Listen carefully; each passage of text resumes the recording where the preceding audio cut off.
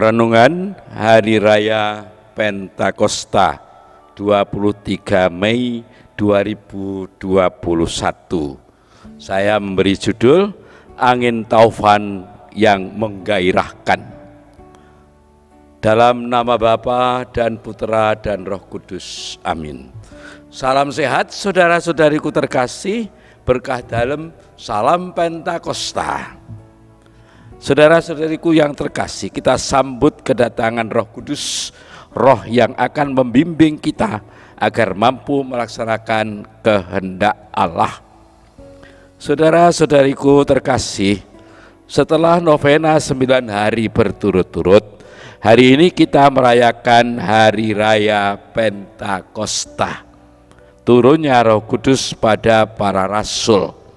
Semoga sabda karunia, roh hikmat, roh pengertian, roh nasihat, roh keperkasaan, roh pengenalan akan Allah, roh kesalian dan roh takut akan Allah yang kita mohonkan sungguh-sungguh merasuki seluruh sendi-sendi kehidupan kita dan mewujud dalam perilaku kita setiap harinya. Saudara-saudariku terkasih, Pentakosta Yahudi dilaksanakan untuk memperingati diundangkannya hukum Tuhan yang diberikan kepada Musa di Gunung Sinai. Dengan merayakan Pentakosta Yahudi pada hari ke-50 sesudah kebangkitan Yesus, jemaat murid-murid Kristus yang kecil itu menyatakan bahwa perjanjian Sinai diganti dengan perjanjian baru yang diadakan dalam Kristus. Perjanjian baru itu terwujud dalam pemberian Roh Kudus yang secara langsung nampak dalam karunia bahasa yang pada dasarnya membantu orang-orang Kristen perdana, para rasul dan teman-temannya memuji-muji Allah, berbicara kepada Allah. Berbicara kepada Allah digambarkan sebagai karunia berbicara kepada manusia dalam berbagai bahasa yang merupakan tanda bahwa para murid yang persekutuannya merupakan gereja perdana itu nyerambai saindenging buwono waktu itu. Bahasa menterengnya, gereja itu universal. Inilah ciri khas zaman gereja. Jadi tidak hanya ngunder pada masyarakat Yahudi, tetapi meretas tembok-tembok isolasi karena kesombongan diri, sehingga gereja merasuk ke semua bangsa. Meretas batas baik kesukuan dengan segala bahasanya maupun kedaerahan dengan segala adat istiadatnya, dan terus berkembang kini dan nanti. Mungkin kita bertanya, kok para rasul bisa seperti itu ya? Padahal siapakah sih para rasul itu? Mereka adalah orang-orang Galilea yang sederhana dengan bahasanya yang tertentu saja. Tambah lagi mereka itu dalam bahasa Jawa dikatakan ora tahu mangan sekolahan, artinya tidak pernah mengalami pendidikan formal, tidak punya ijazah apa-apa. Jangan-jangan hanya 1-2 yang bisa baca tulis. S1, S2, S3, S4 itu nihil, tidak ada pada mereka. Dari sisi Allah kita hanya bisa berkata, bagi Allah tidak ada yang mustahil. Tetapi bagi manusia yang penuh dengan kemustahilan, itu lalu bagaimana? Nah, sabda Tuhan itu harus bergema sepanjang masa. Apa yang disampaikan zaman dulu dengan situasi dan latar belakangnya tertentu harus punya makna bagi kita zaman sekarang, sehingga kitab suci, sabda Tuhan tidak ngoyo-woro, melainkan sungguh-sungguh nyata dalam hidup kita saat ini.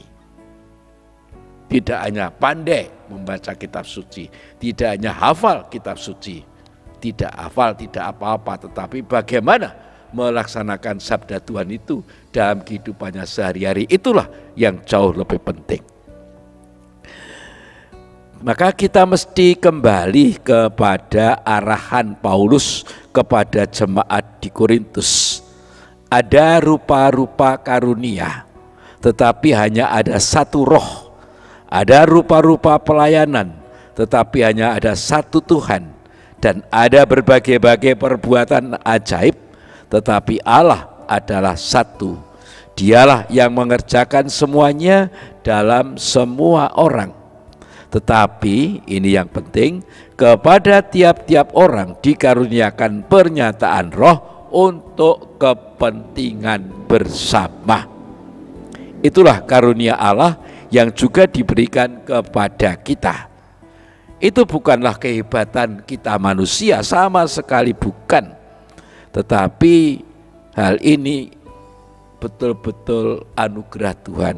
Betul-betul bukan kehebatan manusia yang kadang menonjol pada diri kita. Ini loh aku, dan sebagainya. Padahal semua itu semata-mata anugerah Tuhan. Maka kita juga perlu kembali kepada arahan Paulus juga kepada jemaat di Galatia, bahwa kita harus hidup oleh roh yang berbuah pada sikap-sikap kasih, sukacita, damai sejahtera, kesabaran, kemurahan, kebaikan, kesetiaan, sikap lemah lembut, dan penguasaan diri. Hal itu tidak mungkin terjadi bila kita tidak membiarkan diri dibimbing Roh Kudus, lalu kita malah menuruti keinginan daging yang mewujud dalam percabulan, kecemaran, hawa nafsu, penyembahan berhala, sihir, perseteruan, percecokan, iri hati, amarah, kepentingan diri sendiri, percideraan, roh pemecah, dan kedengkian, kemabuan, pesta pora, dan sebagainya. Saudara-saudariku terkasih, Roh Kudus adalah daya ilahi, digambarkan sebagai angin ribut, burung merpati, taufan, lidah api yang tidak merusak, dan api yang tidak membumi hanguskan, melainkan bahwa Roh Kudus adalah Allah yang hadir dan berkarya di dunia, menjadi daya penggerak, pendorong, dan penguat bagi jemaat Kristen, membuat kita mengenal dan percaya kepada Yesus Kristus, dan membuat kita sanggup mengasihi. Tanpa Roh Kudus kita kehilangan kasih, sukacita, dan damai sejahtera. Nah, kiranya itulah yang membuat para rasul mampu berkomunikasi dengan orang-orang asing dari mana-mana yang berziarah ke Yerusalem merayakan Pentakosta Yahudi waktu itu. Dan juga jangan lupa, itu pula yang membuat para peziarah mampu menerima apa yang disampaikan para rasul kepada mereka seturut bahasa mereka masing-masing. Semua adalah karunia Roh Kudus yang disambut dengan terbuka, yang membuat mereka terbuka terhadap siapapun. Nah, ini ada contoh kecil saja yang bisa kita lihat di sekitar kita. Kenapa para abang becak di Jogja umpamanya kok bisa mengantar wisatawan asing yang bahasanya berbeda? Ya, itu semua karena keterbukaan hati masing-masing, meskipun mungkin hanya dengan bahasa isyarat atau 1-2 kata bahasa si wisatawan atau kita. Yang jelas ada keterbukaan dari kedua belah pihak, baik bagi yang bicara maupun lawan bicaranya. Dan perlu dicatat bahwa keterbukaan yang jujur ini adalah karena ada kasih satu sama lain, sukacita karena perjumpaan dalam acara yang sama, damai sejahtera, hatinya damai dan sabar menerima orang lain apa adanya, murah hatinya dan penuh kebaikan, saling menghormati dan mampu menguasai diri, yang semuanya adalah buah-buah Roh Kudus. Tentu dari sekian banyak orang ada pula yang berpikir negatif. Saat para rasul berbicara dengan penuh semangat, ada yang mengatakan bahwa para rasul itu mabuk anggur.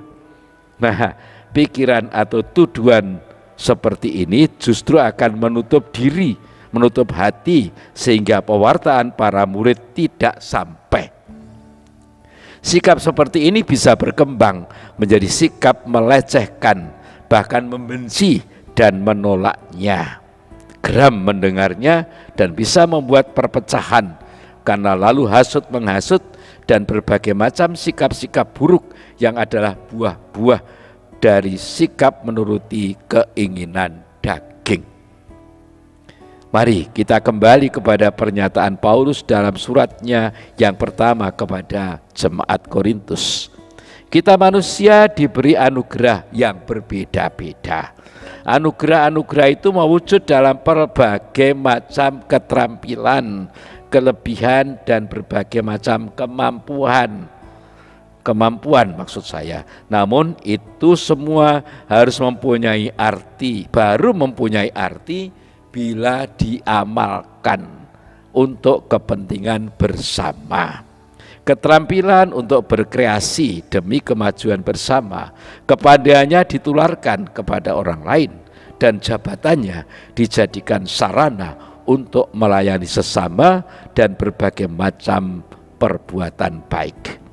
Orang seperti ini akan selalu terbuka dan mampu menguasai diri, siap berkorban demi kepentingan bersama, serta tahan uji menghadapi segala macam tantangan. Sebaliknya, semuanya itu entah keterampilan, kepandaian ataupun jabatan akan semakin mandul kalau hanya dimanfaatkan bagi diri sendiri. Apalagi kalau lalu kepandaiannya dipakai untuk membodohi orang lain, jabatannya dipakai untuk bertindak sewenang-wenang yang ujung-ujungnya tidak mampu mengendalikan hawa nafsunya dalam hal apa saja, dan situasi alhasil juga tidak akan mampu menghadapi tantangan dan godaan serta tidak tahan uji. Nah, pilih yang mana kita? Tentu pilih yang baik dan benar. Namun kadang muncul keinginan lain yang berlawanan dan jatuh dalam berbagai macam kelemahan. Itu sangat wajar karena kita memang belum sempurna.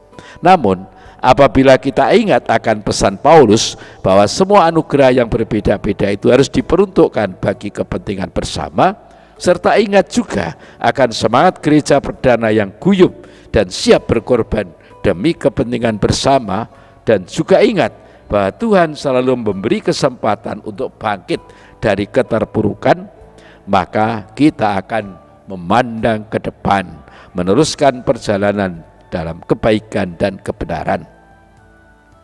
Jatuh bangun dalam membangun kehidupan di tengah perjalanan menuju kehidupan sejati adalah hal yang sangat lumrah. Pada saat seperti itu, iman, harapan, dan kasih kita ditempa, diuji, dan diasah. Kesadaran bahwa aku kau butuhkan dan kamu ku butuhkan, semoga semakin kuat. Aku terlahir untukmu dan kamu terlahir untukku, semoga menjadi semakin nyata. Maka semoga kita yang hari ini merayakan Hari Raya Pentakosta juga membiarkan diri dibimbing oleh Roh Kudus, agar mukjizat Pentakosta pun juga terjadi pada kita, murid-murid Kristus zaman ini.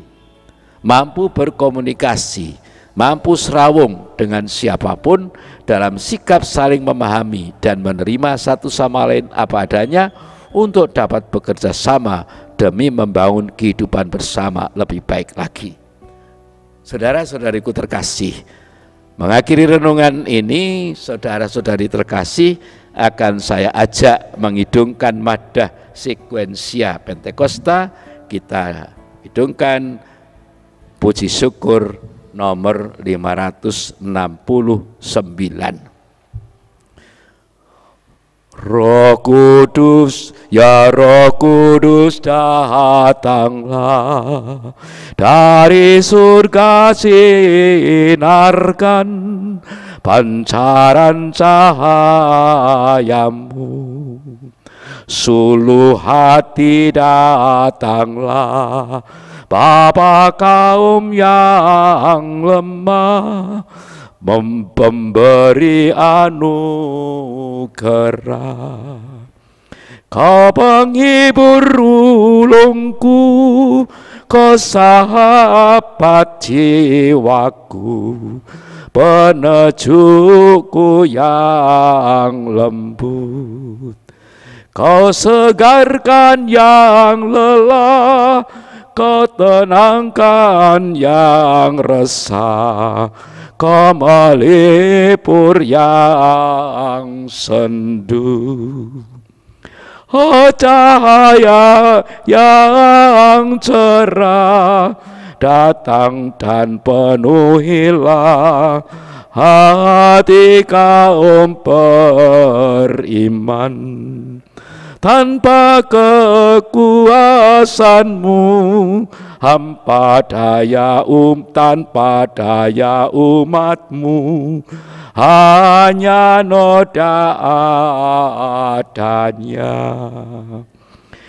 Yang cemar bersihkanlah, yang gersang siramilah, yang terluka pulihkan, yang keras lunakkanlah, yang beku sairkanlah, yang sesat arahkanlah. Limpahilah umatmu yang percaya padamu, sabda karuniamu, dan curahkan anugerah akhir hidup bahagia, sukacita tak henti. Amin. Haleluya. Tuhan bersamamu dan bersama rohmu. Semoga saudara sekalian diberkati oleh Allah yang Maha Kuasa, Bapa dan Putera dan Roh Kudus. Amin. Salam sehat saudara-saudariku terkasih, sehat selalu, senyum selalu, berkah dalam matur nuwun. Bayat 23 Mei 2021, Romo Yakobus Winarto PR, Romo Paroki Santa Maria Ratu, Bayat. Amin. Utuslah Roh-Mu ya Tuhan, dan jadi